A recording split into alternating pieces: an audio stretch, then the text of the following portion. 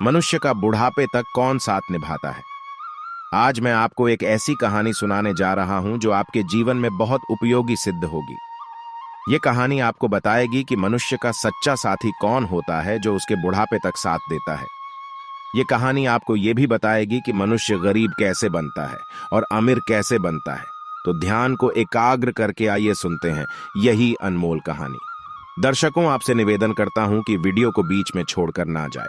आधी अधूरी जानकारी जीवन के लिए खतरनाक होती है। उससे समय भी नष्ट होता है और काम की भी बात छूट जाती है। तो चलिए बने रहिए हमारे साथ इस वीडियो में। वीडियो के समाप्त होने तक। प्यारे दर्शकों, पुराने दिनों की बात है। एक बार एक राजा शिकार खेलने जंगल में गया था। अचानक जंगल में राजा राह भटक गया। वो अपने सैनिकों से भी बिछुड़ चुका था। रास्ता खोजते खोजते उसे शाम हो गई। उधर आसमान में काले काले बादल घिराए थे। तेज आंधी के साथ पानी भी बरसाने लगा था। चारों तरफ की दिशाएं समझ नहीं आ रही थीं कि आखिर वह किधर जाए। राजा बिना किसी अनुमान के चलता रहा। पूरी रात निकल गई। चलते चलते वो दिन निकलने पर एक गांव में आ गया। वो भूख प्यास से और थकावट से बहुत व्याकुल हो रहा था। उसने देखा कि गांव के किनारे 3 छोटे छोटे बालक खेल रहे हैं।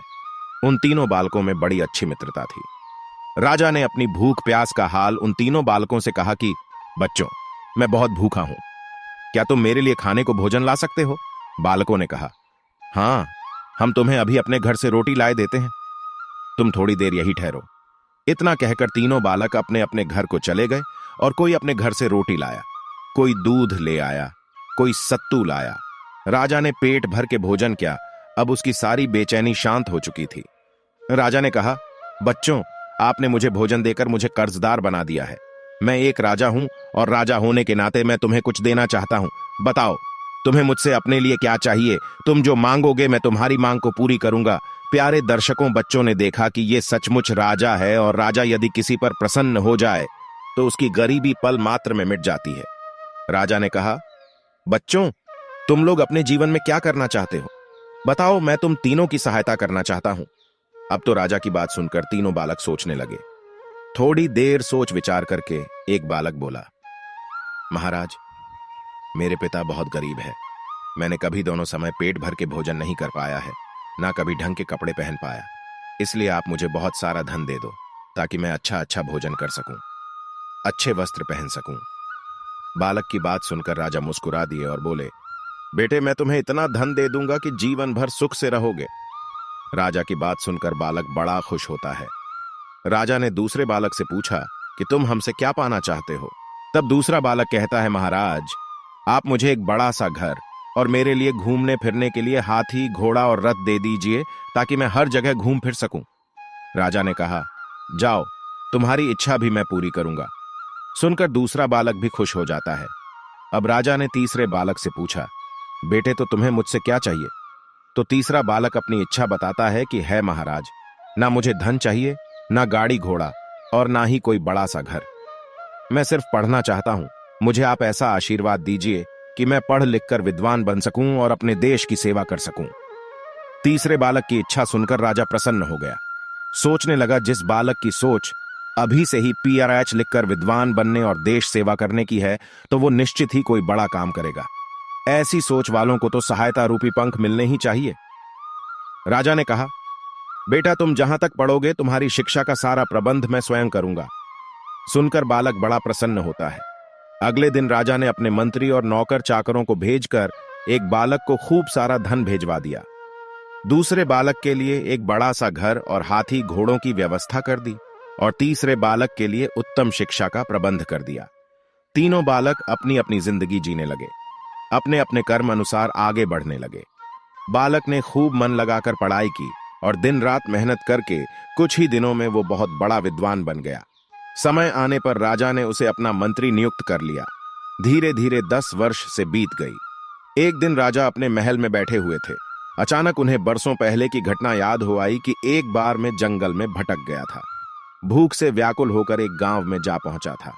वहां मुझे 3 बालक मिले थे। उन्होंने मुझे भोजन कराया था।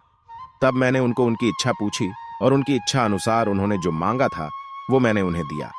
तब से लेकर अब तक समय बीत चुका है, पर मुझे उनका कोई हाल समाचार नहीं मिला है कि भाई इस समय वे कहां हैं और कैसे हैं। राजा की उनसे मिलने की तीव्र इच्छा हुई। राजा ने अपने मंत्री से कहा कि बरसों पहले तुम्हारे साथ दो जो बालक थे, जिन्हें मैंने खूब धन और हाथी घोड़ा बंगला दिया था, वे इस समय किस हाल में हैं? मैं चाहता हूं कि मैं तुम तीनों से एक साथ मुलाकात करूं। कल सूचना भेजवाकर अपने उन दोनों मित्रों को भोजन पर आमंत्रित करो। प्यारे दर्शकों, राजा के कहने पर मंत्री ने दूत भेजकर उन दोनों को सूचना दी कि कल राजा साहब के दरबार में तुम्हें आमंत्रित किया गया है।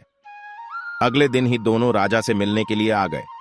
उन्हें देखकर राजा ने उनसे पूछा कि एक साथ तुम तीनों को देखकर मुझे बरसों पुरानी घटना की याद हो आई। तुम तीनों को एक साथ देखकर मैं बड़ा खुश हूं। तुम्हारे एक मित्र के बारे में तो मैं अच्छी तरह से जानता हूं, क्योंकि वो मेरा मंत्री है, परंतु मैं तुम दोनों का हालचाल जानना चाहता हूं कि तुम लोग कैसे हो और क्या करते हो।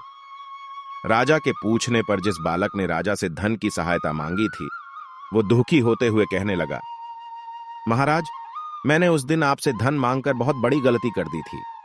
वो मेरे जीवन की सबसे बड़ी भूल थी। मैं ये भूल गया था कि बिना कर्म के धन ज्यादा दिन नहीं ठहर सकता। बहुत सारा आपसे धन पाकर मैं निकम्मा और आलसी बन गया था। एक साथ बहुत सा धन पाकर मैंने उसे बेकार के कामों में खर्च कर दिया। मेरा बहुत सा धन चोरी हो गया। कुछ दिन बाद मैं फिर से पहले वाली स्थिति में पहुंच गया। ध्यान होने के बाद समझ में आया कि बसंत ऋतु में पेड़ में पत्ते नहीं निकले तो इसमें बसंत का क्या दोष है। उल्लू दिन में नहीं देख पाता है तो इसमें सूर्य को दोषी नहीं ठहराया जा सकता। चातक के मुंह में वर्षा की बूंद नहीं जाती तो इसमें बादल का क्या दोष है।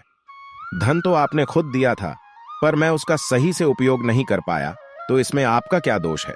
दोस्तों, सब मेरे कर्मों का है। दूसरा पुरुष कहने लगा, राजा साहब, मैंने आपसे हाथी घोड़ा और बंगला मांगकर बहुत बड़ी गलती कर दी थी। कुछ दिन तक तो मैं ठाट बाट से बंगले में रहा, हाथी घोड़ों की सवारी की, पर थोड़े दिन बाद ऐसी बाढ़ आई कि मेरा सब कुछ बाढ़ में बह गया और मैं फिर से पहले वाली स्थिति को पहुंच गया। दर्शकों, दोनों का हाल जानने के बाद राजा साहब कहने लगे, है नौजवानों, एक बात हमेशा याद रखो, धन संपदा हमेशा हमारे पास नहीं रहती है, पर आपका ज्ञान, आपकी विद्या, आपका हुनर जीवन भर आपका साथ देता है। आपके ज्ञान को कोई चुरा नहीं सकता, कोई जला नहीं सकता, कोई छीन नहीं सकता, पर धन को कोई भी चुरा ले जा सकता है। शिक्षा ही मनुष्य को बड़ा और महान बनाती है। कहते हैं, 3 पुरुष ही इस पृथ्वी का सुख भोगने में समर्थ होते हैं। नंबर 1 सूरवीर, नंबर 2 विद्यावान और नंबर 3 जो राजा आदि की सेवा करना जानता हो। दोस्तों, विद्या ही मनुष्य के बुढ़ापे तक, मृत्यु तक साथ निभाने वाली चीज है। इसलिए धन के पीछे मत भागो, ज्ञान अर्जित करो, विद्यावान बनो। धन तो स्वयं ही आपके पीछे भागने लगेगा। तो दोस्तों, ये कहानी आपको कैसी लगी, आप हमें कमेंट में जरूर बताना। आप सभी दर्शकों का बहुत बहुत धन्यवाद। जय श्री कृष्णा, जय श्री राम।